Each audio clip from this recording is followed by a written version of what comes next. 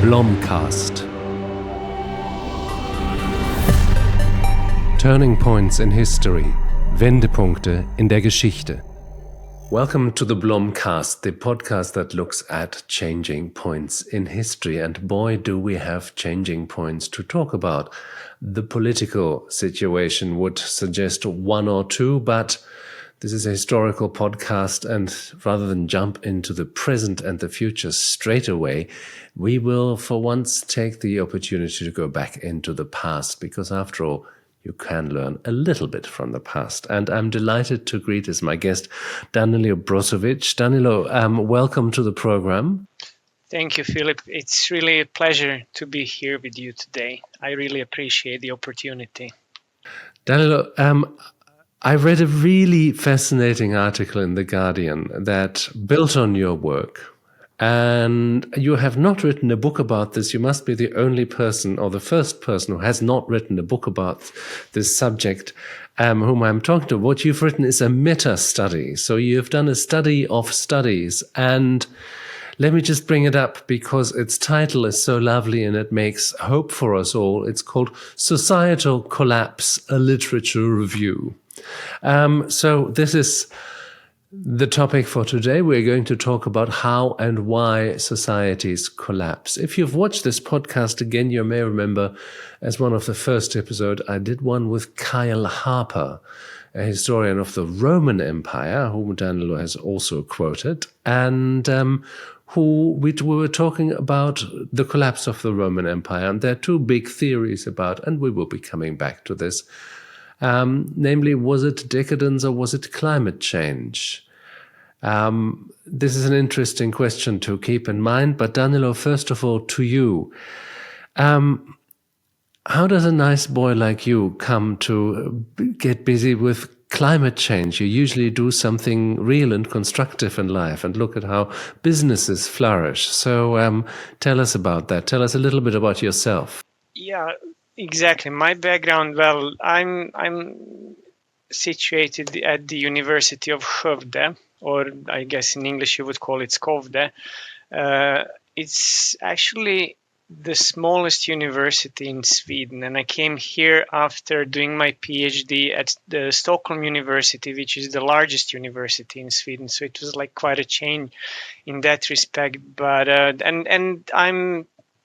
I did my PhD in business administration, so not directly something that you would relate to societal collapse, or maybe, I don't know, maybe you would, right? Business leading to collapse, or like the system that we have. But in any case, it was through another study of business that I got interested in the topic of civilization collapse and societal collapse. I mean, I was kind of always interested in it, and it was a very curious topic for me. But then we are talking in business a lot about sustainability. Usually people prefer to talk about it than to implement it. They also sometimes invite nice people like me to give them lectures, because then they've sort of ticked the right green box in their budget, and then they don't need to do anything else. That's exactly. Greenwashing is a subject. I mean, like, we're talking a lot about management fads in my profession or in my line of research. So like, CSR some time ago, now everybody's about circular economy and so on and so forth. But like at the end of the day, like, how much does it really change? I guess some things are changing and everybody is aware of it. But in any case, I got interested in collapse because first of all, I got interested in the topic of business models, and we have business models. I mean, the classical business models, they start from the economic sustainability part, right? So, but like I was thinking, like, what are there businesses that actually start from the other end? Are there businesses starting from strong sustainability, from the environmental sustainability? And if there are, so what is their business idea? How does their business model look like? So those are research questions leading me there. And I approximated those businesses with permaculture, small businesses here in Sweden. I found that there is 33 of them, and I got in touch with all of them, and 12 of them wanted or like agreed to be interviewed by me, and that was very interesting. That was very eye-opening in some ways, and out of those 12, and I was traveling a little bit all around, at least, well, not in the north of Sweden, but like in this like southern Sweden part, interviewing them, talking to them, and out of these 12, I think there were maybe like 3 or 4 or even 5 talking a lot about societal collapse, that our civilization, what we are doing, how we are living, how we are doing business, it's inherently unsustainable and it will lead to collapse. And I think there was at least one of them who very explicitly said that like the business that they have, and they didn't really dare to call it like business as business, but the company that they had was some kind of some kind of insurance against collapse. So they thought like, now they are getting self-sufficient, and that, like eventually when we pass peak oil and when the civilization, they were very, very convinced that the civilization we live in will collapse very soon. So during our lifetimes, as they said. So this setting up the business, it was some kind of like insurance policy for them, that they will be after, everybody will realize that we will all have to become self-sufficient.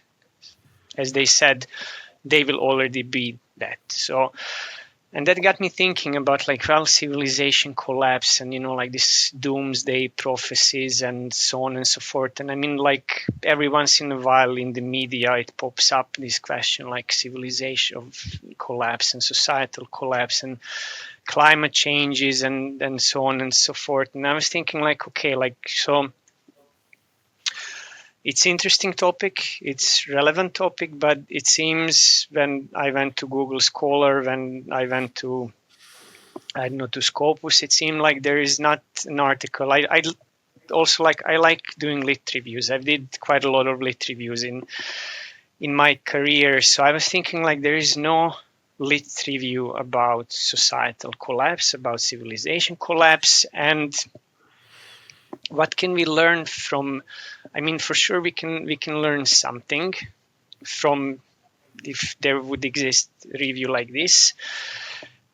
And I don't know, like I just started reading, and then I just decided, okay, I will do this. Like I will do this kind of lit review, and and then I just got like, it became sort of a rabbit hole. I got like really swallowed and engulfed by all this. I mean, there was a lot of literature, and I guess I for sure like missed something. I have to say, I had really, really good, great reviewers. 3 of them, they suggested tons of new literature. They suggested like, like some areas that I could also look into a little bit more, and they also wanted me to do like additional. So but the kind of lit review that I did was more inductive and based on my reading and systematizing. But they also suggested me maybe you should like do bibliometric review as a complement to this one, which I did, and it showed, well, basically it's confirmed what I found more or less. So there was no surprises there, and that was also very confident for me to see like, that my conceptualization or like categorization of the literature actually stands on its own. And that's sort of like, the story and how I did it and why I did it, and it was extremely, I think, I mean, that's the privilege when you're academic, you learn a lot, right? So I learned a lot about this topic. So, Danilo, we live in a period when many people talk about the collapse of the international order, the collapse of a rule-based system. We have seen the effect of social media on our societies. We seem to be teetering at the brink of the collapse of our democracies. There are many clever people who say that the capitalistic system that we have is only 1 or 2 steps away from a spectacular collapse at any one time, much bigger than 2008. So, from your research, where does today fit into the wide scope that you have allowed yourself? My literature review shows so basically most of the literature about societal collapse, civilization collapse, focuses on past collapses, on historical collapses, and I think it's approximately like at least half of it, more or less. What kind of societies did you look at? Oh, there were like many different societies. So I just take some examples here. The classic Maya collapse, Rapanui collapse, of course, Roman Empire. There were collapses in China, or like in today's on the territory of today's China.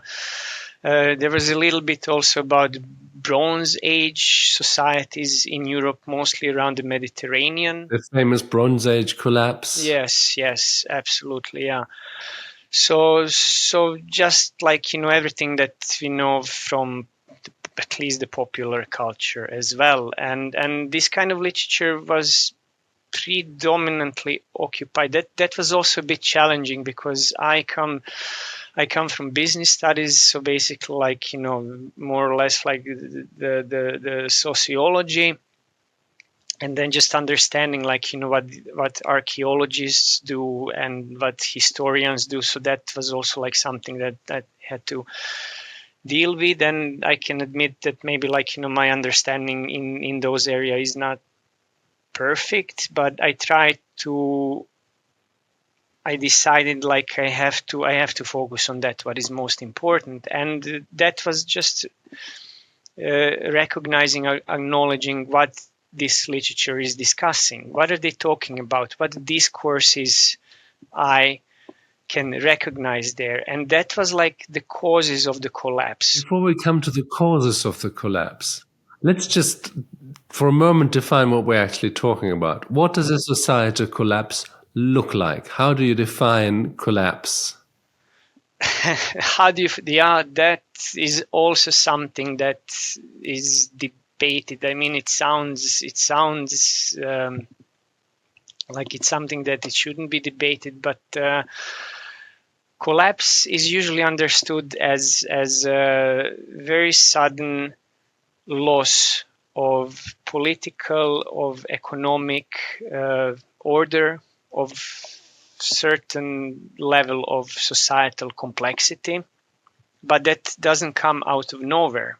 That is also like something that the literature agrees a lot about it. So this loss of political, societal, social, economic order doesn't come out from nowhere. So it is preceded by decades and sometimes even of centuries of degradation. So in these areas, it's also interesting. This was also what I talked about in the Guardian interview when it comes to inequality, economic inequality in the society. That it seems that that is also an indicator of the collapse. So rising levels of economic inequality, which we could claim it's happening in our global society today as well, right? So yeah, but then again, there is also a lot of literature debating, is this actually a collapse, or is it just like that the order, or like the system, some kind of system, you can call it today maybe capitalism, before maybe you could call it like, I don't know, something else. is this maybe the collapse of that system? Or can we talk about civilization collapse, or do we talk about collapse of a certain particular system? I think that's very important. I mean, you've got state collapse, which would be, I suppose, easy enough defined when you say that the institutions of the state are no longer working, when those in power are booted out of power, when this sort of system of state that it was relying on is becoming obsolete. But yes, I mean, society collapse, cultural collapse can go far beyond that. It seems to me that that quite an important motive would be continuity or a loss of continuity of a language, a faith, a system of government. I mean, all those cultural factors that can be eliminated or minimized, as in the case of the Maya or other South American cultures. Yes, or I mean, a lot of researchers are also using the term maybe not eliminated but simplified, that the society becomes simplified, because I mean there is a lot of also one of the general explanations of collapse, or a big theory of collapse, Joseph Tainter's theory of complexity, basically says that like eventually when societies collapse, they simplify. So they no longer have this same level of complexity, but what they do is simplify. So that's also like what happened with the Roman Empire. That, I mean, of course, Western Roman Empire disappeared, but like some of the structures still remained, and some of the societal structures, yeah, they remained, and they became more simplified, right? So even if the Roman Empire ceased to exist, but it still like continued. It some of its parts transformed in some kind of manner. Let's try to get close to this.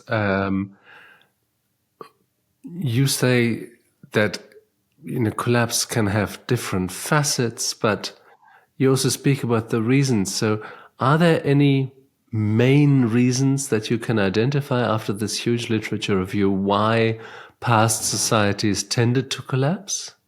It's a mixture. We have natural catastrophes, surely, that have erased some societies. Past climate changes. There is a lot of debate about, like, environmental determinism. I could say like this, that in the early research, or like the earliest historical archaeological research that I read, that the researchers, they really tried to pinpoint one or like maybe a couple of particular causes or reasons of collapse for a particular society, for a particular historical society. Eventually, after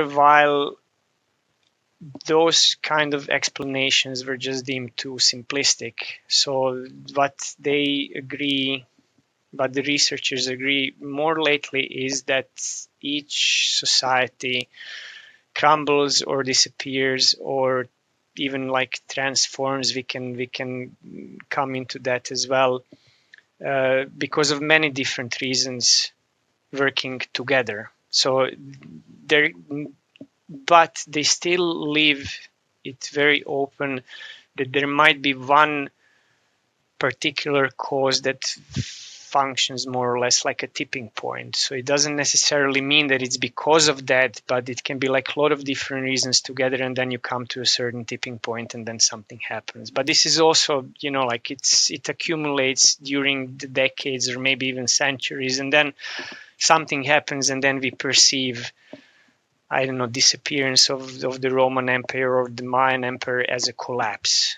But that is also, I mean, we can also discuss that, well, yes, collapse, but we also have in our Western culture, which is also, I had interesting discussion during the review process with my reviewers about it, because in our Western culture we have we have cultural tradition of doomsday and collapses, and which can also in a way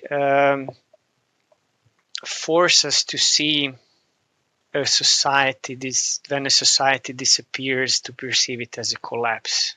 Because for example, like if you take Rapanui, the Easter Island example, in the last maybe, I don't know, 10, 15 years, there is a big discussion there, like did that society collapse or did it actually transform itself? Can we talk about collapse, or is it just our, I don't know, do we just look it through a particular lens? Because this lens is really, really interesting and really, really important. Because for part, I would suggest is historiographical. We have inherited the historiography of the 19th century, and that is still very strongly in the popular imagination. And that means that there is the Roman Empire that is followed by the Dark Ages, that is followed by the Middle Ages, and then hooray, the Renaissance comes, and you learn that as if there was sort of calendar dates, and now it's Tuesday, and we're starting a new age. And once you have that scheme in your head, it's easy to say, now let's look for reasons for this. Let's look why this happened. And, it's much more difficult to ask, did it really happen?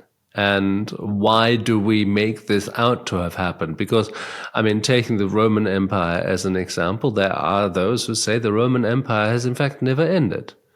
It's simply been transformed into the Catholic Church, which still uses the same language, has the same power, or not the same power, but has considerable power exercised from the same place, and has the same princes of the church, the same basilicas, the same structures, and has simply continued them. And they've gone into a different kind of administration. But in fact, the Roman Empire is alive and well and living amongst us.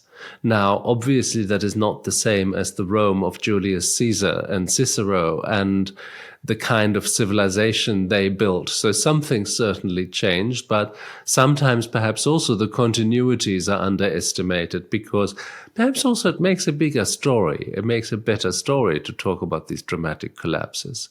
So I think historiography has one set of questions to answer. The other one would be theology, very simply. I am very interested in identifying the extent to which today we still think in theological terms, without realizing, without wanting to be theologians, but we're all accidental theologians when we talk about mind and body, when we talk about historical progress, which is clearly the Christian salvation story, when we talk about valuing reason above anything else, which has a lot to do with how the Christians looked at their own soul. And also when we look at our future, and we always see it in terms of paradise or hell or apocalypse. And surely your big historical review, if anything, has shown that there's no such thing. There are phenomena of endings, but invariably life goes on. Most of the people continue to live in the place where they used to live and continue to have families and earn their livelihoods and pray to something and tell some sort of stories. And therefore, there's also a lot of continuity which gets swept under the carpet by this very seductive narrative of a big societal collapse. Exactly, yes. There are a lot of researchers as well that I read that they're not really, more or less dismissing societal collapse or civilization collapse as a concept, as a term. They say we should rather discuss or talk about resilience of civilizations and resilience of societies, and what are the factors, how do we build more resilience into our society? How do actually these structures, exactly what you're talking about, how does this transform? Why does it transform? And I have like other thoughts listening to you talk here, and it's also, we can relate it to, well, to the discourse, or like the scholarly conversation around climate change and societal collapse that is very vivid and living today. And that's actually the second largest discourse that I found. So I think around maybe like 1/3 or 1/4 of the articles or like books are discussing societal collapse in terms of climate change today. But in the future? Well, in the future, yes. In the future, or in the very near future. And I find, well, there is what I call them, like, the pessimistic stream and the optimistic stream. So, and the pessimistic stream, it goes like, sometimes it gets like so pessimistic that they just basically say, like, we are, even as a species, we are doomed, and what we are doing, it will cause the extinction of human race, and we should better, like, prepare for it. And it's kind of like, I don't know, it's very, in a way, it sells, it's seductive to think about it, right, in these terms. And especially when they say, like, our civilization has only like 10% chances of survival, and we have calculated this. Yeah, but that sounds great. But also, I mean, honestly, again, theology. What else do they expect? We will all die. At some point, our societies will end. That is in the nature of every system and in the nature of every biological being. Is it really a credible scenario to think that Homo sapiens will exist for the next billion years? And that the societies that we have will continue in this vein for basically eternity? I mean, yes, of course our societies would collapse. It would be regrettable if they collapsed very soon and for very stupid reasons. But that's a different conversation to have. Oh yes. It's I think, like this is two different conversations, definitely, because what you're saying basically, I mean, no, we will not go indefinite like this, but will we collapse? Will we eradicate ourselves in the next 40 or 50 years? So that's the question that they are asking here. And some of them are saying yes, but most of them are saying not really. I listened recently to a good friend of mine, Ivan Krastev, a political scientist. And he said, look, he was asked, are you an optimist or a pessimist? And he said, look, or as he always says, listen, optimists and pessimists have one thing in common. They know how the future will go. They think they know how the future will go. I'm not so sure. And, I think that's a very important kind of answer. You have to have a lot of faith in your analysis, in your model, to say, now I know what's going to happen in the future. If we learn anything about predictions, is that they're usually wrong. And they're usually wrong for perfectly respectable reasons, such as the fact that if we look at climate change, we use scientific models. That's the best kind of knowledge we have. We prefer that to biblical revelation.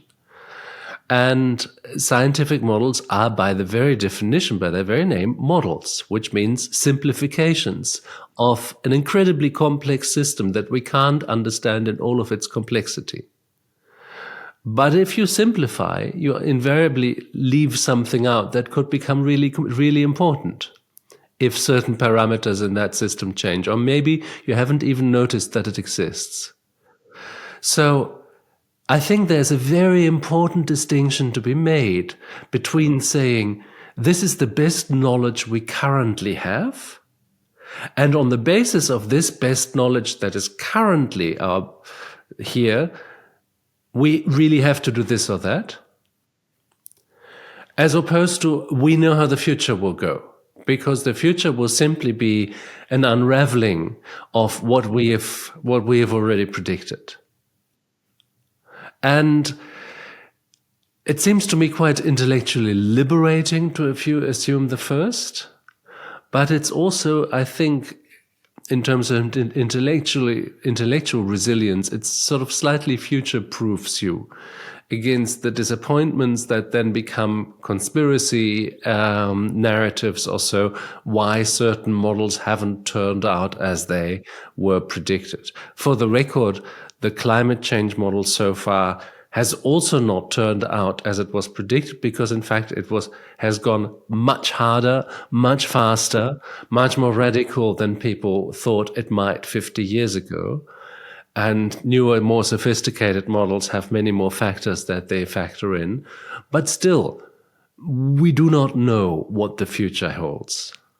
Exactly. But now let's return to your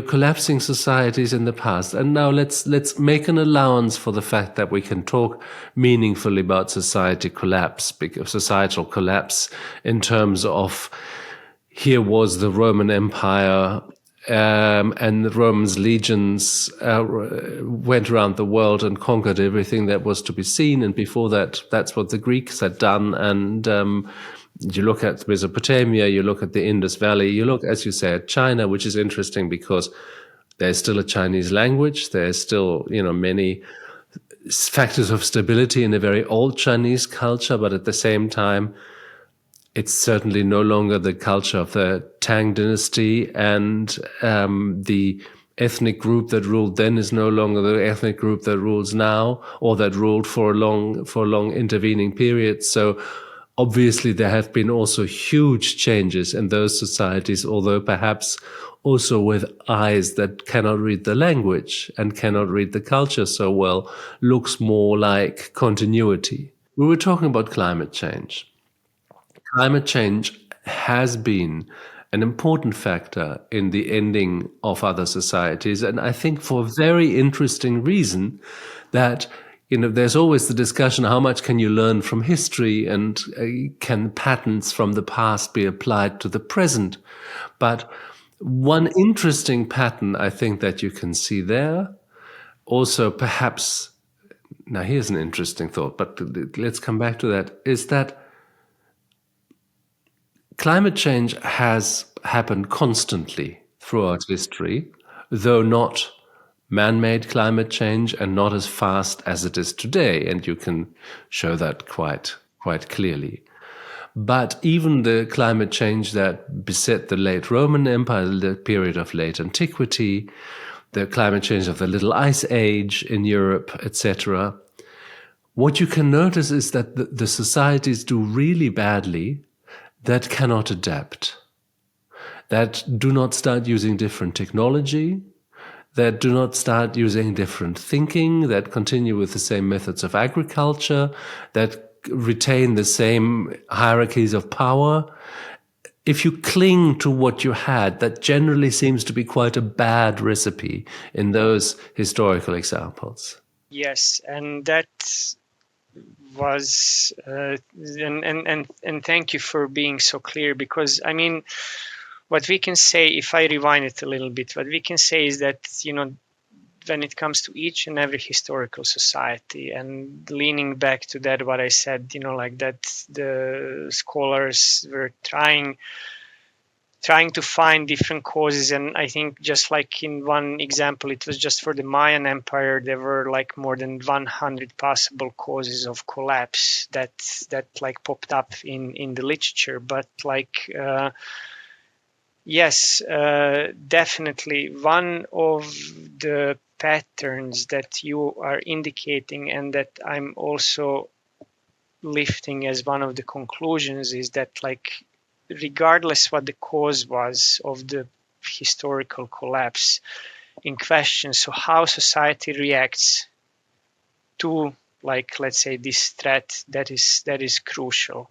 So there is there are some interesting explanations as well why societies, and I think that this is also very underexplored area. So why societies understanding what kind of threat they have in front of themselves, that like if you don't do something, or if you don't do something, well, we can, if you label it in a correct way, right, so you will collapse. Why don't they do that? And that is also something interesting that that was discussed in the literature. So why don't we do that? Why don't we do something? We know that like that something will happen, so why don't we do that? But basically there is this theory of sunk cost effects. So like if you have invested a lot of I don't know, a lot of yourself, a lot of your societal resources into, let's say, a settlement, and you see that like things are going very bad, and you're still like clinging back to the past, and like days of glory that has like gone long by, but like you are not really willing to abandon this settlement, right? Or maybe you are not really willing to abandon this, let's say, economic system that we have today, because you still believe that there is like you have invested so much in it, you believe that this will continue to work because it has worked so far, it has worked very well, and it has worked good, and like maybe like sticking to it, clinging to it, maybe like that will also help us out of it. I have an example from your world, your usual world, although it may surprise you. I'm not sure that it's a very legitimate example, but a German climate scientist uses the idea of the omega phase of a business, and he says that is when you have a product and it's no longer selling and production costs are going up, whatever problems beset you. So what you do is you invest more in the same model, and you try to regain your competitiveness by slashing the prices or sacking people, but you keep going in the same way, and instead of thinking perhaps we don't have the right product, perhaps the product no longer does what people want in this society, whatever is so radical change. But so this is one model. I mean, it reminds me very strongly of the example of agriculture, for instance, in the Roman Empire, where basically even when climate change made agriculture, basically reduced yields, made agriculture more difficult. And of course, I mean, Rome alone was a city that consumed vast resources and was incidentally, like certain countries that I can think of today, completely dependent on external resources. In this case, for instance, grain from Egypt. They did not change their model. They did not change the model of production. They did not change their sources, and that became perhaps not the cause for Roman collapse, but a massive stress factor in the Roman Empire. Fast forward 1,000 years, and you come to the Little Ice Age in Europe, and you see this begins with a huge crisis of agriculture. And very interestingly, by the way, there are also podcasts episode about this if you are interested and want to listen back to them. And initially, this society reacts as any medieval society would, because the understanding is we have a contract with God, and we pray to him, and he gives us food. So obviously, he's angry. So the first reactions to climate change in the late Middle Ages are penitentiary processions, are self-flagellations, are priests going up with relics to glaciers to command them to stand still, and waves of witch burnings and witch trials all through Europe where the harvests had been bad. And unsurprisingly, that doesn't change a lot about the climate or about how much food people have on their table. But then you see a change, and that's why this is such an interesting episode, because late medieval societies were definitely teetering at the edge of collapse because of this uncertainty about resource sources, but also what that did to society, because, of course, a bad harvest in a time when everybody ate local produce, produced locally, meant that there was famine, for the poor population. The rich people, especially the aristocrats, didn't get any taxes paid and therefore couldn't finance their wars. And in town, where the price of grain was basically the gold standard, you had terrible inflation. Now, what happened is technological change and ideological change. I mean, you have people basically inventing science, curiously enough, during this time.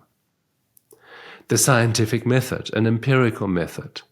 And they write about agriculture with this, and they write learned Latin terms that can be read throughout Europe, in which they say, well, actually, if you use more beasts of burden and not your own family in front of the plow, okay, it's more expensive to feed them throughout the winter, but the manure they produce is really good for the fields, and also the plowshares get deeper into the earth. And by the way, if you use metal plows and not wooden ones, and if you plant these curious new crops from South America, the batata, that is actually more resilient to colder temperatures. And so they are able to compensate for some of the effects of this climate change through changed approach, for instance, to agriculture. And as I argue in a book that I've written about that, I think this effect ripples through society and ends up becoming the Enlightenment. Because the very class that is now involved in much more professionalized agriculture, but also in massively increased trade, for instance, grain trade through Amsterdam. To do that, you need literate people. And these literate people, at some point, will have a share of power. And how do they argue that? They have to resort to the argument of, but we are all the same. And that's the beginning of the Enlightenment. So I think in the Little Ice Age, you have a beautiful example of radical social and societal change through an external catastrophe that ends up actually dynamizing those societies. I mean, the period of great European power, whether it was a good thing or not, especially for the rest of the world, is after this and uses the technologies developed because of this. And it's really exciting because, I'm thinking through like the lens of, what I read in the lit review. So it's a nice example how you present it and how you describe it, also like of the technological change that affects and that like levels up the. You could interpret it as increasing the level of complexity in society to mitigate possibility of societal collapse, right? Which is also something the literature is discussing very, very much here. So how fascinating. It's fascinating. It's really fascinating, yes, because it's not only like, we don't to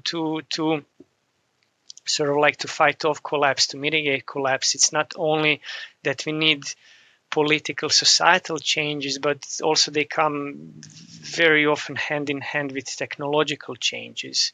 But then like you have someone like Tainter and his theory of complexity, which is, I think, one of the most, well, I don't think it is one of the most frequently cited, and it still like stands. So basically, like what he's saying, what he's claiming is that societies, they are problem-solving units. We organize ourselves into society to solve our problems. To solve problems, we have to invest resources. The more complex the society becomes, the more complex its problems are or become or are developed, and more resources we have to invest. And sometimes technology helps us to, let's say, in this case, to either mitigate collapse or maybe to solve complex problems for the time being. But then he also says, and that's also interesting there, that like the more complex problems that the technology helps us to solve, they will appear simpler, but they will still be complex, and they will initiate a new set of complex problems that come later. You're making society sound like a vast Mandelbrot set of developing complexity, but Let me push back on that, but just out of interest. We live in societies that are vastly more complex than they've ever been before. They're bigger, they're numerically bigger, but they also have models of economic complexity, but also of social complexity that have never been there. Many people would argue this has led to a glut of regulation, and that this over-regulation is in fact throttling initiative and throttling any freedom to act. But also on a societal level, you can ask if a society really fragments beyond any common project, because it has become so complex that there are so many projects alive in it, some of which directly contradict one another, such as, for instance, people who think that we really need to invest into mitigating climate change, and those who think that that is complete nonsense and technology will take care of that if they acknowledge the existence of it at all. That this complexity turns out to be not fruitful but paralyzing. How can you account for this complexity in this way? Yeah, you made me think there, like, technological cornucopia, and then this like vast belief that technology will help us to solve all of our problems, which like technological optimists, I call them, like, they are also discussing this. But like, if I lean back to Tainter, because he has a nice article, I think from 95 or 98, and he's directly discussing his theory in relation to climate change and climate crisis, because we can understand the problem of climate change, the problem of climate crisis. It's a problem of our complex society. And according to him, well, like, we are investing a lot of resources to solve it, but eventually, according to him, according to his theory, there is a breaking point where, like, no matter how many resources you invest, the returns, he call it like diminishing returns on your investments, right? Do we need collapse?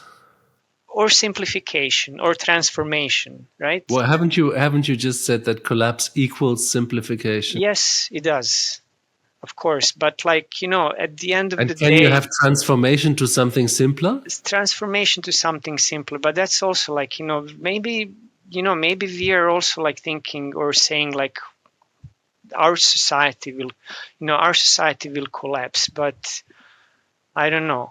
We can also ask ourselves, we can transform the narrative and ask, is that a bad thing? Right? So what will we lose and what do we gain? We can also think about this. Have you got intuitions about that, or more than intuition? Well, I think it might, well, again, like you just said like half an hour ago, we don't know how the future will be. So now you're asking me to predict the future, right? I'm just asking about intuitions.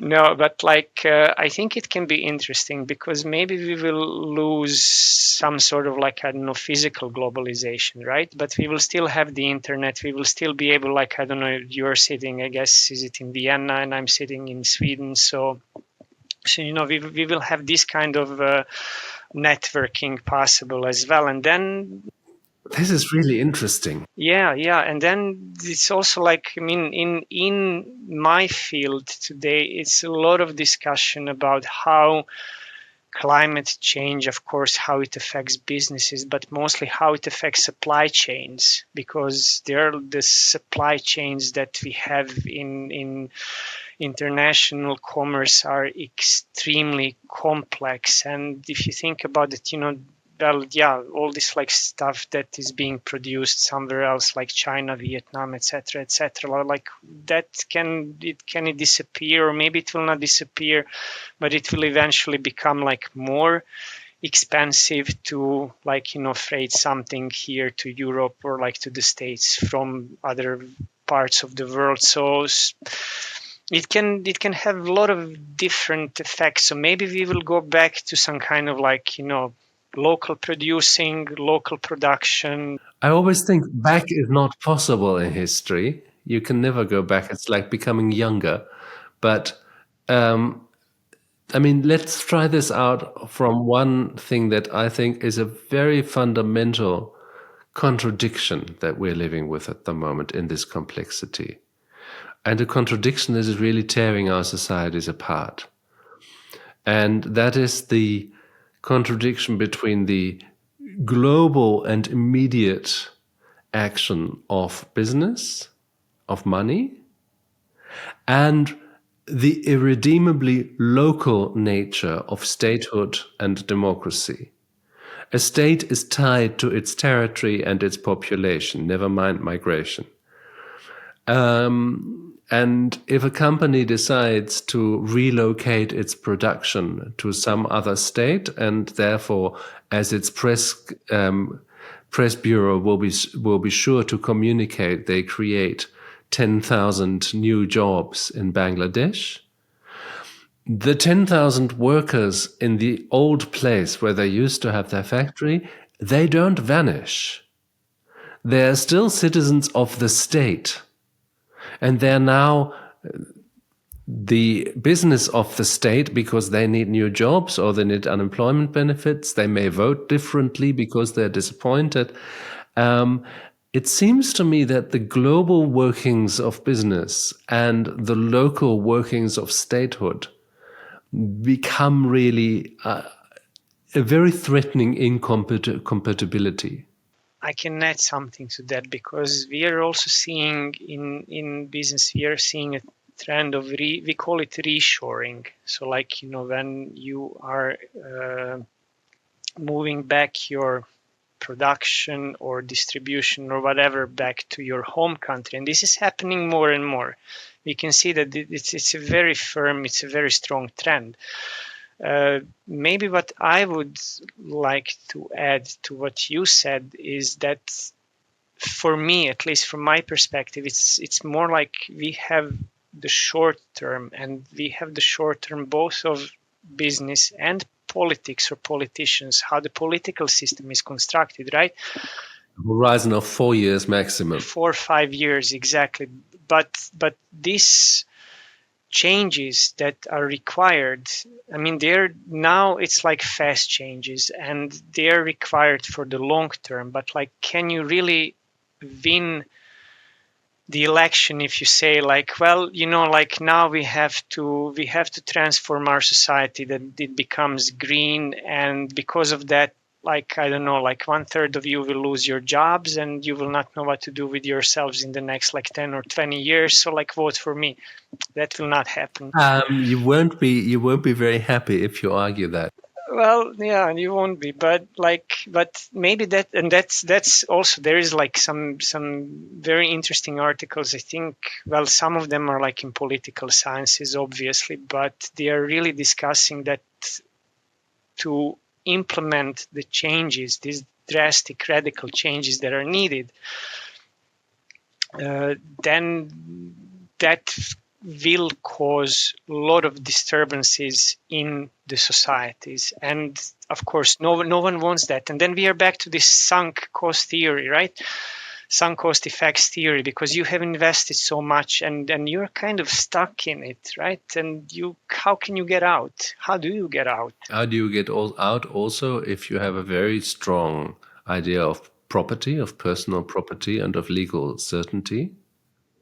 Of rights to property that can be prosecuted through the courts, then change becomes a really an enormous challenge to make change happen in this system. There are so many thoughts and ideas that I'd like to try out on you, but I would just like to make this, because you're a fan of complexity, I'd just like to make this a little bit more difficult. Well, I don't know if I'm a fan of complexity. It's just out there, so, Yes, it is out there. It's strong in the literature, so yeah. Another factor that seems to be driving to some sort of collapse, I believe, at the moment, that probably earlier societies have not had to the same extent. I'm always interested in these breaking points of history. I've written a book called The Vertigo Years, which looked at societies around 1900. And I made the argument that their vast change in their societies, their thinking, their art, etc., was largely a function of technological acceleration, of the first time mass transport, mass production, mass media, consumerism, etc., like that, things like that became possible. This technological acceleration has since then only accelerated, only become more and faster. And with the advent of the internet, social media, and especially AI, it is now exploding.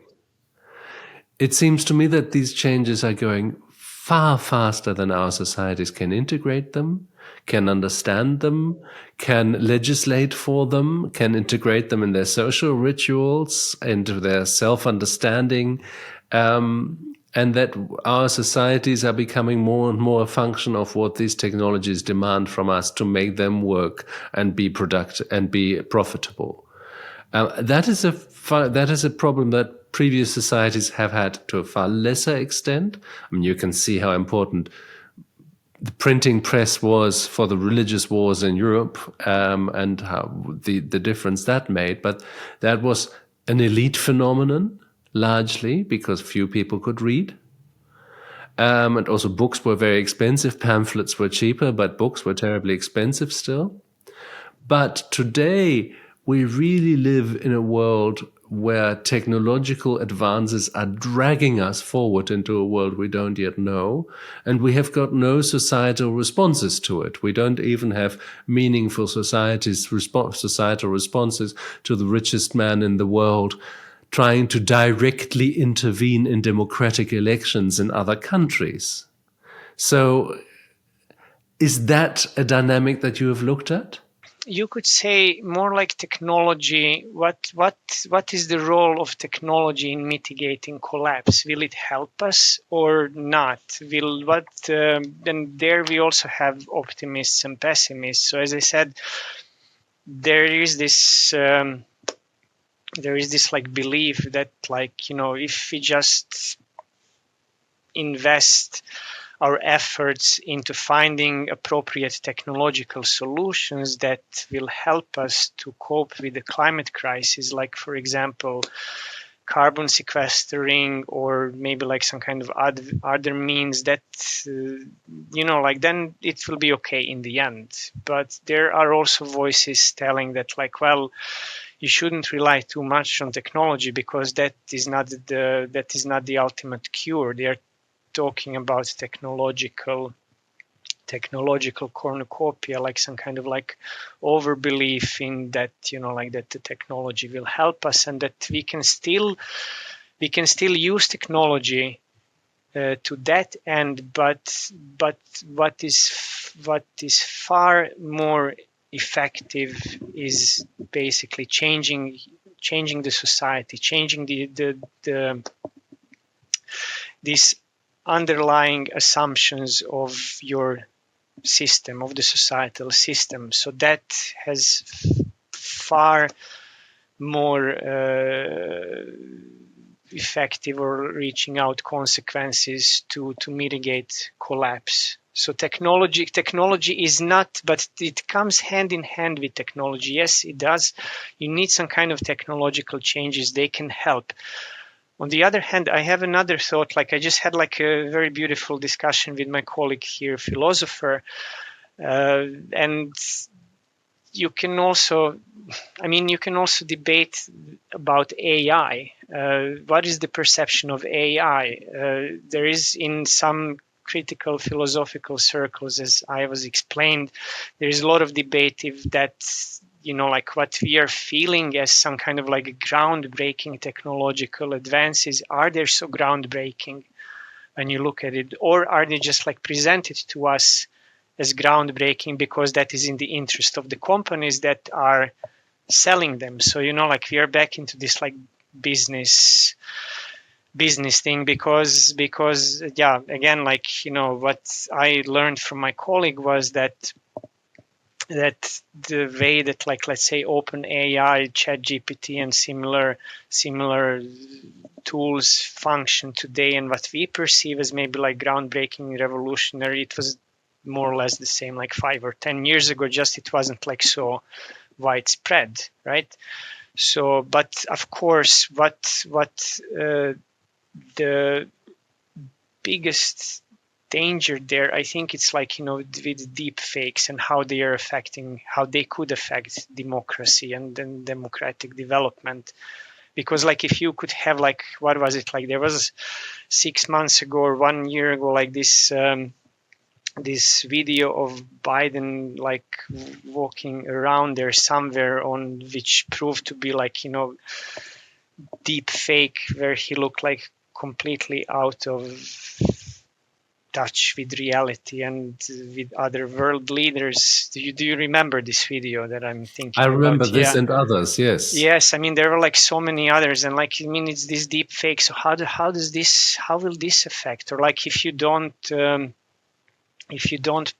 proof check on Facebook and on Twitter, X, and everywhere else, like so how will this affect the development? Where will we end up?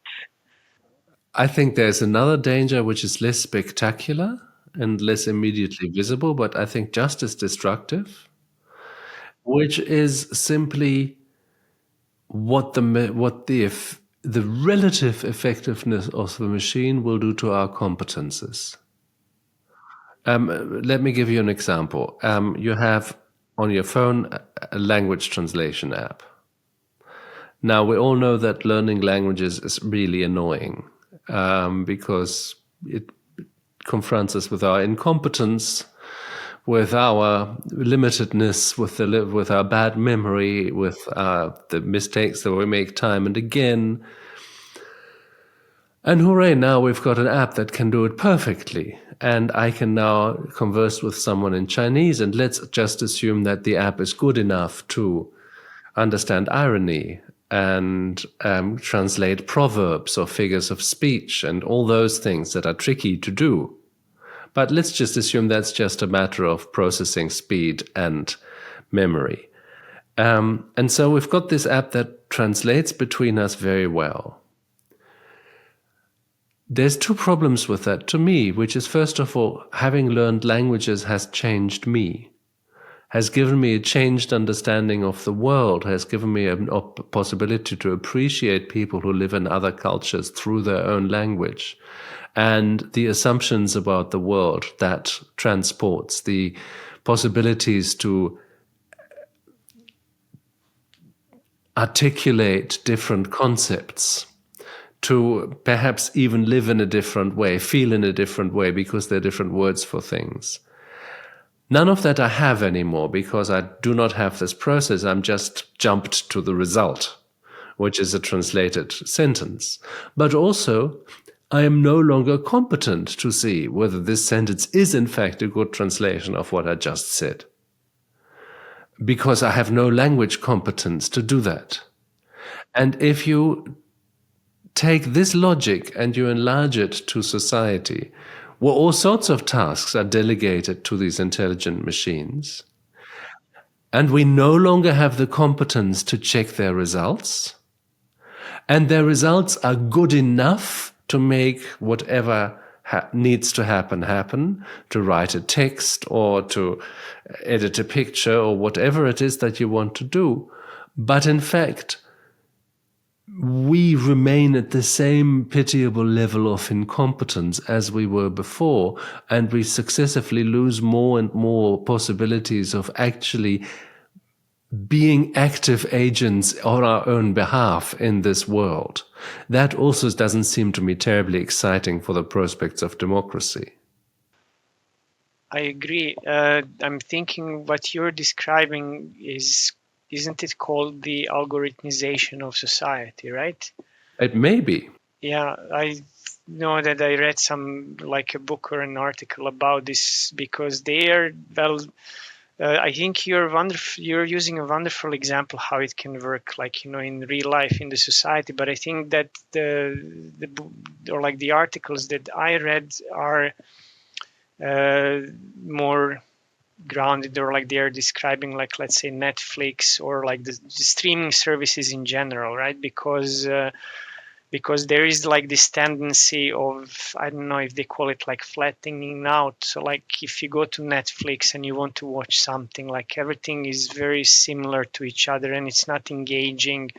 And maybe what those streaming services do not really talk about is that people actually, when they sit to watch a film, it's always like the older films and the classics that get more like real attention. So like that they watch them like from the beginning to the end, while maybe like these newer films, they just watch like, I don't know, a couple of minutes or like 10 minutes or something, which then Netflix, of course, counts as like being watched as a one whole film or like one view, which doesn't really correspond to how it actually is. But like they call it in the article, like, you know, the algorithmization of streaming services, and they also like discuss to some and or like to some degree the algorithm, how the algorithmization of society would look like. But I think that this is really a wonderful example. But I have another thought here. I don't know if you like Kurt Vonnegut.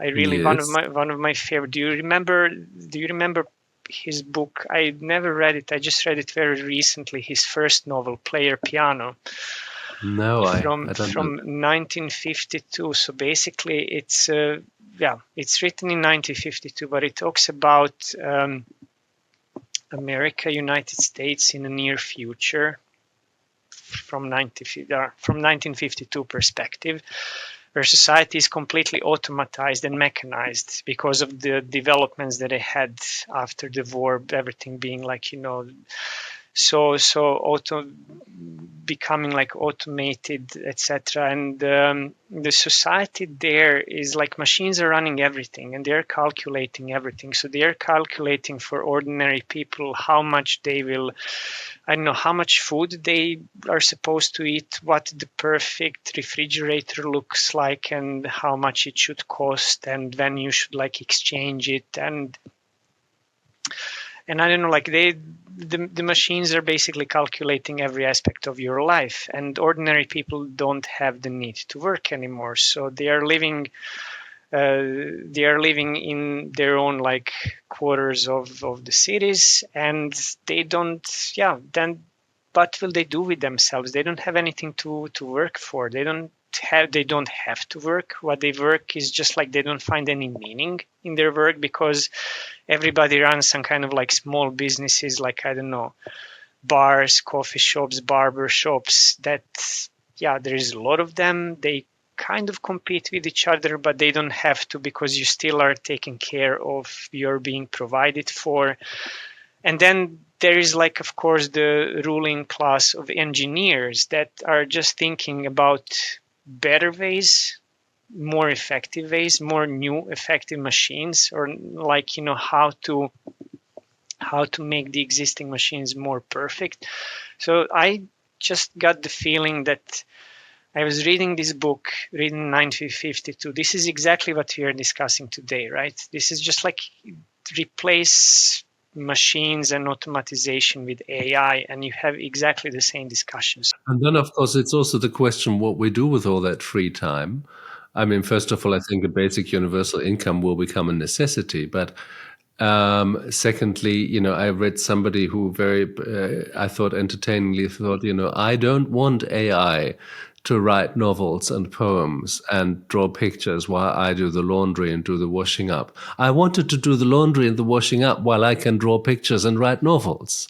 Yeah. We have my university is big in gaming, in game development here in Sweden. Can you please ask them to do a strategy game like, you know, the great sort of developing civilization strategy games where you don't just exploit nature, but where you have to household with limited resources, and every competitor has to do that, and to learn that obviously there isn't endless gold to be mined and endless fish to be fished, but somehow you have to strike a decent balance between that and of developing your army?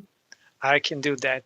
Please hand that on. Although a younger friend has told me such games already exist. Yeah, I was saying about AI, yes, because I was recently like on a business gaming conference. run master's program that is also like has one foot in game development. It's like business development in gaming industry. But it was very interesting because of AI, because they also see AI as a threat for the business. So I mean, I don't know all the details, and maybe I will like simplify when I retell what I heard. But like basically, like, you know, to become a really good game developer, you have to go through certain stages, right? To become like this really top of the tops. To be able, like, I don't know, to develop some kind of like more advanced stuff. And to be able to do that, you have to go through a certain number of stages. You have to learn certain number of things. And now they are implementing AI to do this, like to learn how this like lower level and mid level are being developed. And it works very great, they say, because, you know, like you can almost not see the difference between like what actual humans produce and what AI is producing. And there's been like a lot of money invested into it. They see a problem for the long run because, you know, like to get this something truly creative on the top, you still need to go through all these levels. You still need to do this like footwork by yourself. And what happens like if AI replaces that? So how will you then get like something that is really, really, really extremely good, novel, creative? I think it's a very, very important question. And to me, it's a question of thinking in results or thinking in processes, and sort of neglecting to see that our life is actually the process and not the result. You know, if you think of any athlete, you train every day to win an Olympic medal or to, you know, stand on that pedestal. But very few people will stand there, but everybody will spend their life training, and that is their life. So, you know, in a way, I think it's more interesting to look at the process than at the outcome. But I do want to ask you what your study, what kind of recommendations or at least conclusions you came from to your study. But as you're also busy with economics, I also have to ask you something that I ask every economist, because I think it is a question that I haven't yet had a decent answer to. Maybe there isn't one. But I think it's going to become a really important question for our future.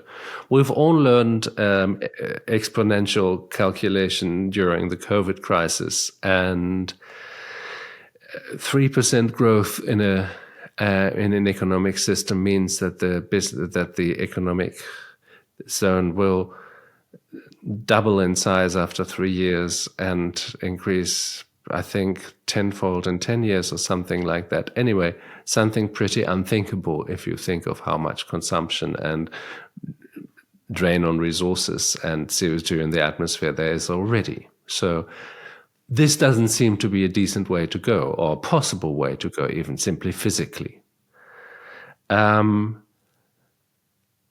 And therefore, your colleagues talk about circular economy, and there are people who advertise degrowth economy and things like that. Yes. But at the same time, and here comes my question, we like living in social states that have a strong health insurance and a pension insurance, unemployment insurance that can look after the weak. We like to run democracies which are really expensive to keep alive and need strong institutions, need a strong system of justice, need a strong executive. And all these things are really, really expensive.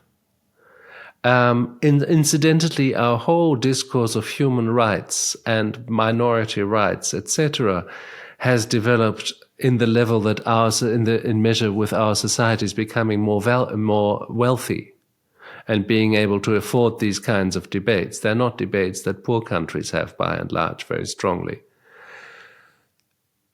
How can we achieve a meaningful transformation without trashing our economies?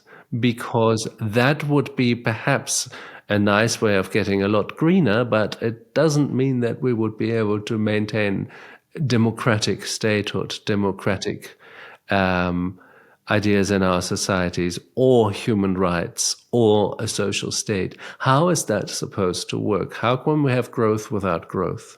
It's very complex, like I just feel that like what I can say based on what I read is that like, yes, we have to change that. How? How there are suggested solutions, and you said yourself some of them. I mean, degrowth, for example, that is also debated a lot. That means fewer taxes for social programs and for hospitals and schools. Yes, it does. Is it possible? I don't know, like some kind of other way how to think. I don't know. It's maybe we can say there is like a lot of solutions, but there is not like there is no consensus as to what the consensus says. We need to change this. We really do, if we want to survive, because if we don't change, the change will be forced upon us, and then who knows what will what the result will be.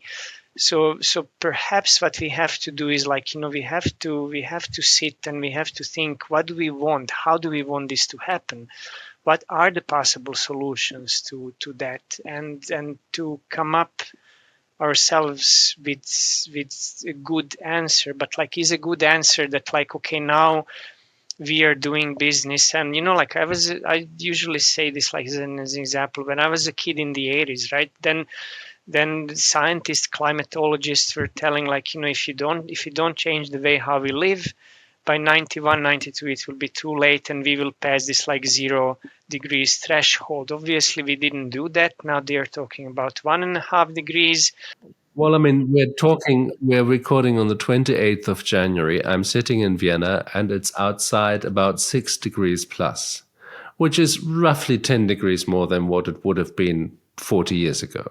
5 degrees here as well, and I'm in Sweden. Yes, I'm in Sweden. Yeah, and and now like basically like we continue with more or less business as usual, and I already like started to hear like, well, like we are going towards how we live. It's like 2.7 degrees, but that's not that bad either. So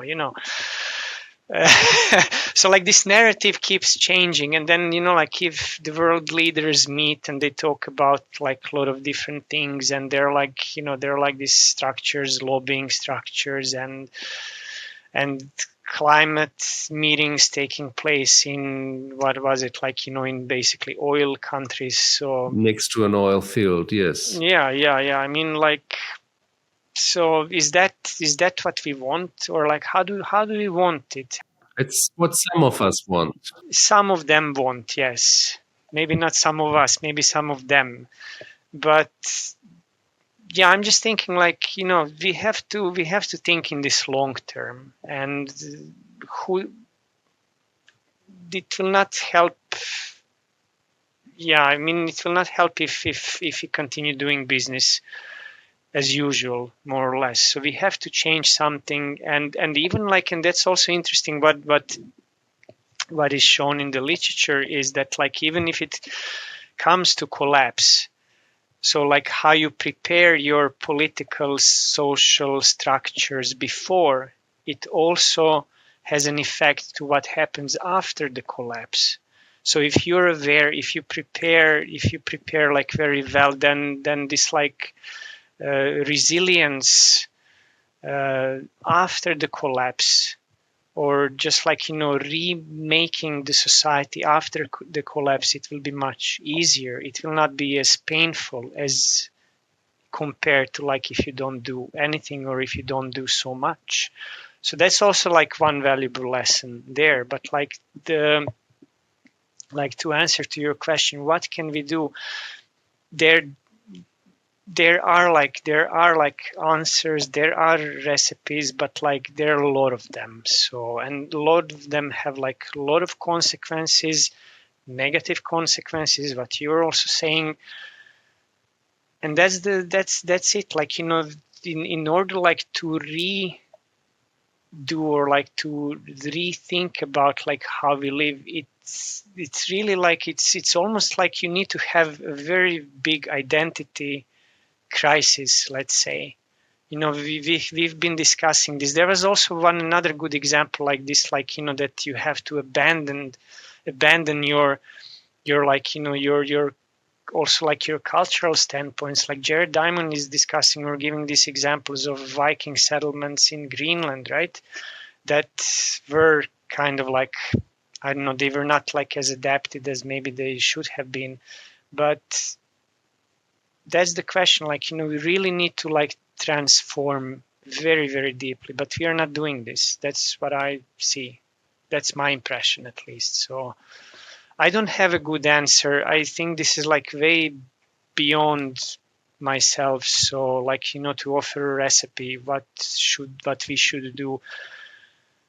I think we all together should come. We should come together and just decide how do we want this to end.